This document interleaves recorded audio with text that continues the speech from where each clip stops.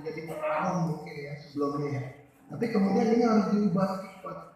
Ya, yang mau hidup itu siapa? Kalian kan?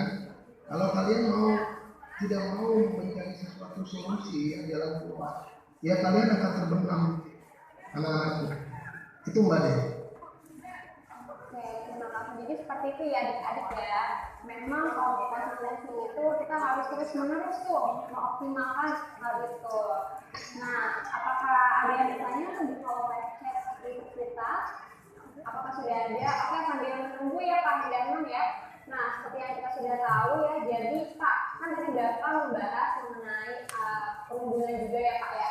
Nah, boleh dong Pak kasih tips nih ke adik-adik kita biar kita memiliki tingkat toleransi yang cukup tinggi gitu, biar perundungan ini tidak selalu ada di lingkungan, khususnya di lingkungan vokasi seperti itu. Gimana Pak tipsnya? Iya, ini Mbak Dea, anak-anakku ya. Ini Mas Menteri kan sekarang ada suatu program prioritas ya, yang terkait dengan 3 hal. Tadi juga Bu Dirjen sudah menyampaikan, itu namanya kekerasan seksual, kemudian perundungan atau bullying dan intoleransi. Dan ketiga hal ini adalah terjadi di mana-mana. Dan hal ini juga terjadi di SMK juga Mbak Dea. Ya, perundungan. Misalnya begini aja ya. Misalnya kita mengatakan pada teman kita itu kebetulan ini kalau disebutnya body shaming ya sebenarnya. Misalnya badannya agak besar, gemuk gitu ya. Saya ini dipanggil gendut gitu. Nah, ini kata-kata gendut aja itu kalau berkali-kali ya, ini kuncinya perundungan itu berkali-kali. Itu bisa dilaporkan adik-adik. Dan ya, ini juga kita harus menjaga juga ya, apalagi anak SMK ya. Jangan nanti juga mengatakan begini, lu nggak bisa gitu. Kamu nggak bisa gitu. Kamu gimana sih, lambat banget, lemot. Nah itu berkali-kali dikatakan ya. Itu juga menjadi perundungan. Caranya menurut saya tadi juga dikatakan dengan dimensi profil pelajar sila itu. Ya kita harus menghargai orang, mengapresiasi. Setiap kita diciptakan oleh Sang kita ini pasti ada kelemahan dan kekurangan, ya. Dan kita untuk mengatasi itu tadi kan ada dimensi gotong, ya. Kita harus bersama berbaik gitu ya. Kita sangat peduli adik-adik. Jadi belum tentu hari ini temanmu yang gendut itu ya akan lebih jelek nasibnya di kemudian hari. Ya, ini yang ingin Bapak sampaikan kepada anak-anak. Bapak dulu punya teman, badannya kecil, ya, itu jadi gangguan kita aja, ganggu dia. Kalau sekarang disebutnya bully gitu, Mbak Dea. Tapi kemudian apa yang terjadi? Anak itu sukses loh, ya, dia yang bisa sukses. Karena ketika kita ketemu, kami reuni, kami tanya, kenapa kamu bisa sesukses ini? Karena saya nggak mau kalah sama kalian. Dulu kalian yang menolongi saya. Saya ingin menunjukkan bahwa saya juga mempunyai potensi yang lebih besar. Nah, ini itu positif.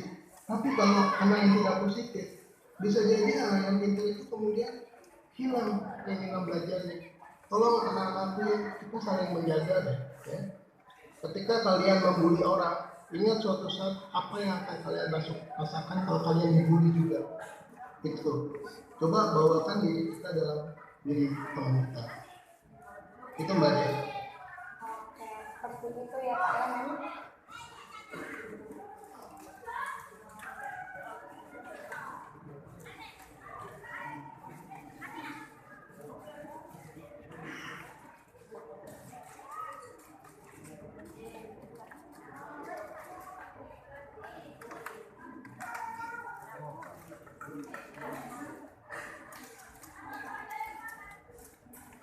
sebenarnya kalau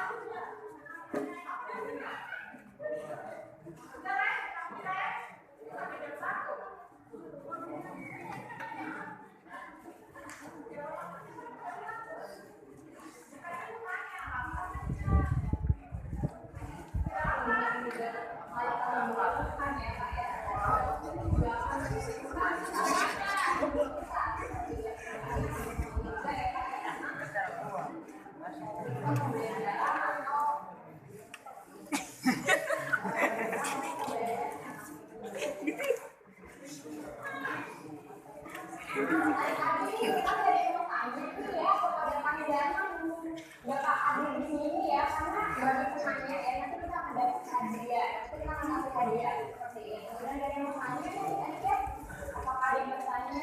Monggo juga aku sendiri ya Kak ya. Oke, Bapak, alhamdulillah ada pertanyaan buat Bapak ya. Jadi membacakan ya Pak ya. Oke, ini dia. Dari Kak Ella. Nah, Ella ini mau tanya Kak, apakah ada hukuman atau sanksi khusus bagi pelaku perundungan? Mau nggak?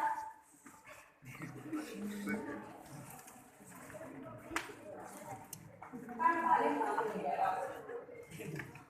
Iya, betul. Ini Kayla ya, Kayla itu pasti Kayla ya. Kalau dibiarkan ya, pelaku itu ya melakukan perundungan, tentu saja itu akan membuat kita nyaman.